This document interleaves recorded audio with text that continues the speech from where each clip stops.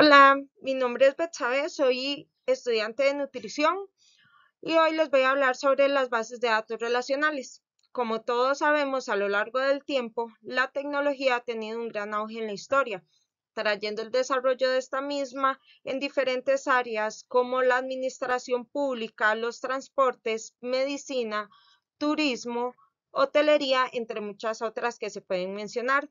Se puede decir que en la actualidad ninguna área ha quedado sin algún tipo de información o conocimientos en el tema de la tecnología. La mayoría de las personas tiene acceso a la tecnología. Actualmente, la población supera los 7.600 millones de personas. De ellos, más de 4.000 millones están conectados a Internet. Esto nos deja un dato que más del 50% de las personas tienen acceso a las tecnologías, a programas tecnológicos y aplicaciones.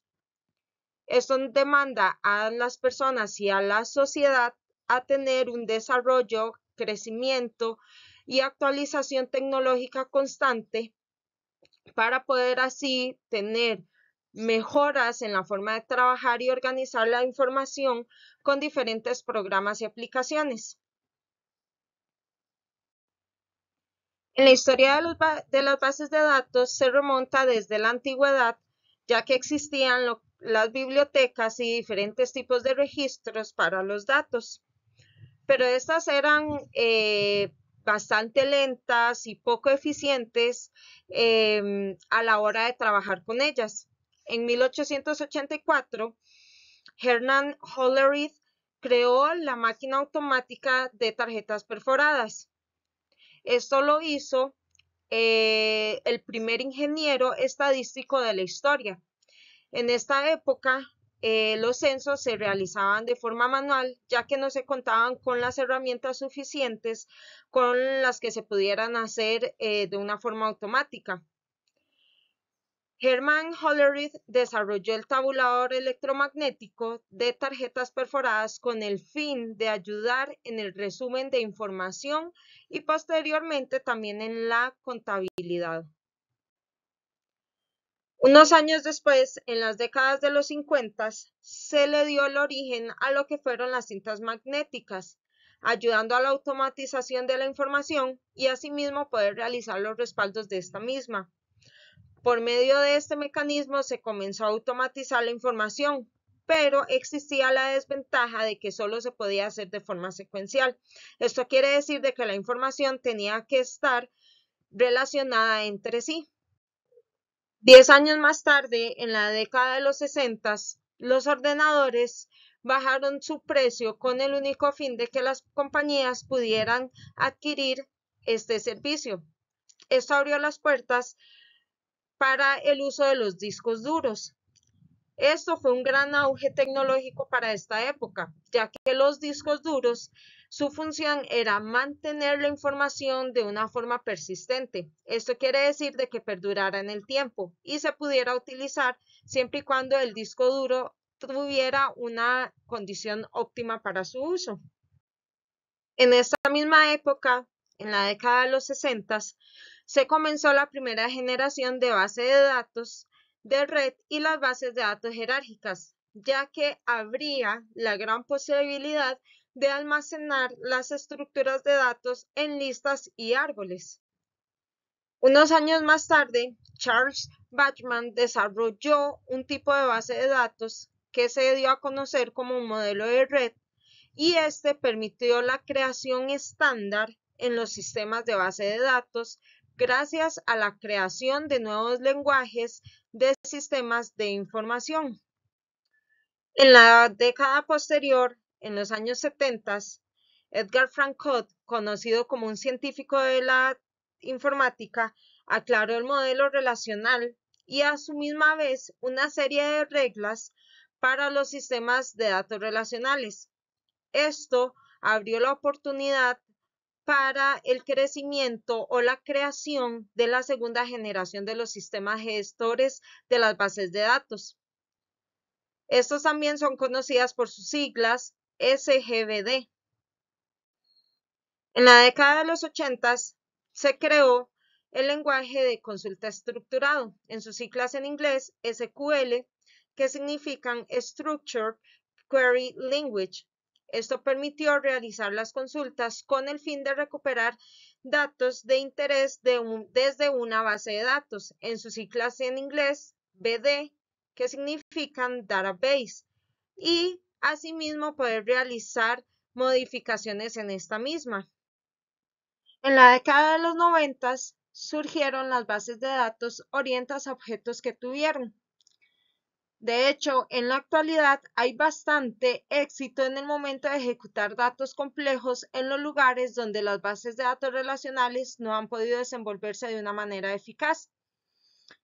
De esta forma se desarrollaron herramientas como lo son el Excel y el Access. Así se creó la tercera generación de sistemas gestores de bases de datos. Conociendo a lo largo de la historia y del tiempo cómo las bases de datos relacionales se han desarrollado, podemos concluir en la actualidad que existen tres importantes compañías que dominan el mercado de las databases. Estos van a ser IBM, Oracle y Microsoft. Pero también existen otras fuentes de competidores en el mercado. Estas se encargan de proveer excelentes sistemas como lo es el MongoDB y PostgreSQL.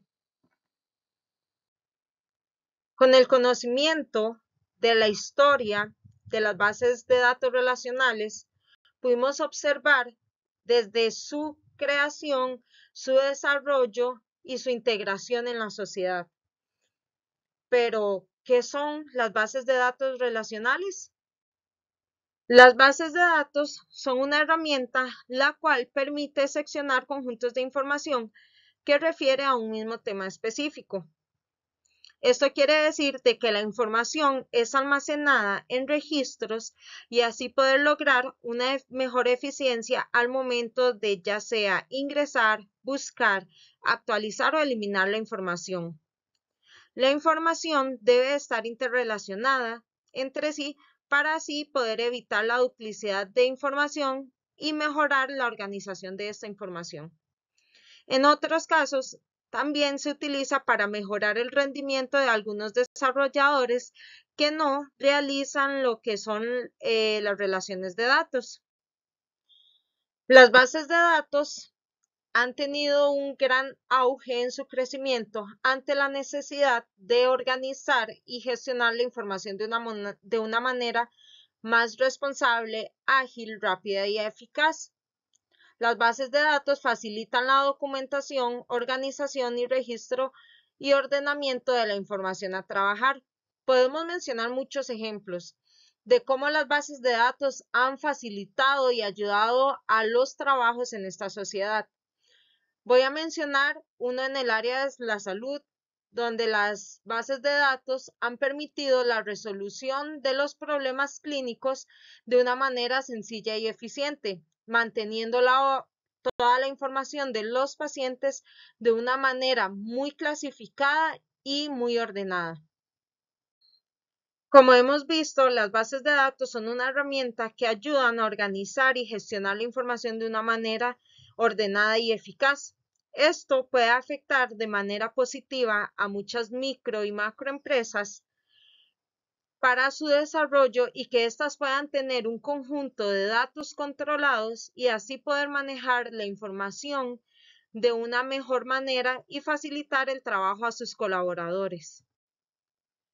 Pero también existen sus desventajas y estas bases de datos también pueden afectar de una manera negativa a estos mismos sectores y población si no se tienen los conocimientos e información correcta para así sacar el mejor provecho de estas. Se pueden cometer muchos errores en los cuales se perjudique y se pierda datos, se distorsione la información por completo y así tener pérdidas grandes en la empresa o microempresa. Podemos decir que la actualización informática que debemos tener nos exige que se realicen cambios de una forma eventual en los registros de datos.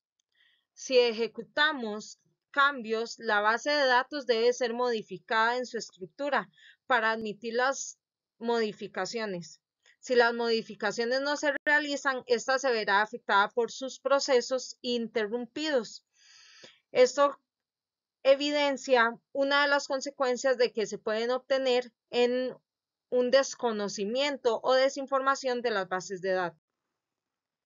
Con el conocimiento sobre la historia y la definición de las bases de datos, es importante poder desarrollar, conocer e integrar el vocabulario que se maneja con este tema, ya que con este vocabulario y conocimiento podemos hacer un uso de esta herramienta de una manera muy eficaz, responsable y efectiva.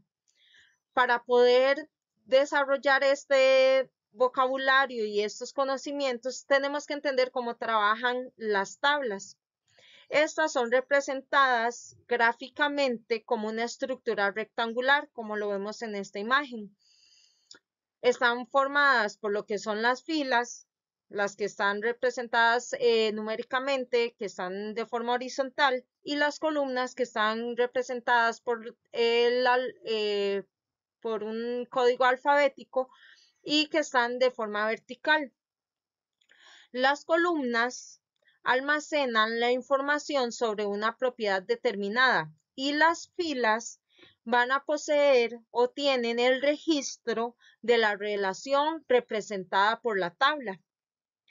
Cada uno de los datos que van a tener las columnas y las filas van a ser completamente responsabilidad del usuario que las está creando con respecto a la información que tenga en ese momento.